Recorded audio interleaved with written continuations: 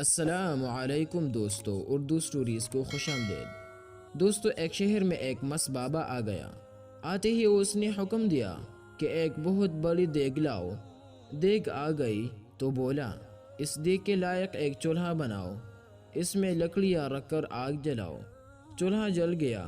مس بابا نے حکم دیا کہ دیگ میں پانی بھر دو، اوپر ڈھکنا لگا دو، اسے چولہے پر رکھ دو۔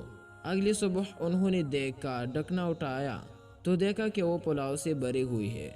سارے شہر میں اعلان کر دیا گیا کہ حاجت مند آئیے، انہیں کھانا مفت تقسیم کیا جائے گا۔ اس اعلان پر سارا شہر دیگ پر آمد آیا۔ مس پلاؤ کے تالیاں بھر بھر کر دینے لگا۔ اگلے روز انہوں نے دیگ کا ڈھکنا اٹھایا تو دیکھا کہ دیگ جوں کی تو بھری ہوئی تھی۔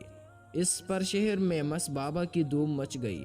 برتاوی تالیاں بھر بھر کر لوگوں کو بانٹتے، مگر دیگ جوں کی تو بھری تھی۔ حاجت مندوں میں ایک فقیر بھی تھا۔ وہ خالی ہاتھ آتا اور سارا دن کلا تماشا دیکھتا رہتا۔ برتاوی کہتے، میاں تو کیوں خالی ہاتھ کھڑا ہے، برتن لاؤ، چاول لے لے۔ وہ کہتا، میں حاجت مند نہیں ہوں۔ اس بار پر برتاوی بہت حیران ہوتے کہ کھڑا بھی رہتا ہے، بٹر بٹر دیکھتا بھی رہتا ہے، مگر کھاتا پیتا نہیں ہے۔ انہوں نے مس بابا سے بات کی۔ مس بابا نے کہا، اس شخص کو میرے پاس لاؤ۔ وہ فقیر کو مس بابا کے پاس لے گئی۔ مس بابا نے پوچھا، میاں کیا بات ہے کہ تو سارا دن دیگ کے سامنے کھڑا رہتا ہے لیکن دیگ کے چاول نہیں کھاتا؟ فقیر بولا، میں یہاں چاول کھانے نہیں آتا اور نہ ہی اس دیگ کو دیکھنے آتا ہوں جو سدا بھری رہتی ہو۔ مس بابا نے پوچھا، پھر تو یہاں کیوں آتا ہے؟ فقیر بولا، میں تو تیری زیارت کرنے آتا ہوں، تو جو اس شہر کا مالک بنا ہوا ہے اور لوگوں میں رزق تقسیم کر رہا ہے۔ مس بابا کا چہرہ بیانگ ہو گیا۔ وہ چلا کر بولا، دیگ کو ڈھیل دو، چولہے پر پانی ڈال دو۔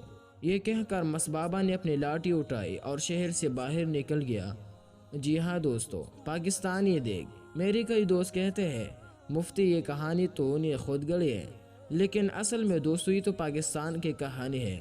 لوگ اس دیگ کو کھا رہے ہیں، وہ چلا جاتا ہے تو دوسرا گروپ آ جاتا ہے، کھاتا ہے، وہ چلا جاتا ہے تو دوسرا گروپ آ جاتا ہے۔ اس کے جالے دیگ پر ٹوٹ پڑتے ہیں، لیکن یہ دیگ ختم ہونے میں نہیں آتی۔ فرق صرف یہ ہے کہ وہ دیگ مس بابا نے چڑھائی تھی اور یہ خود رب جلیل نے چڑھائی ہے۔ بس اللہ ہمارے اس ملک پر رحم کرے۔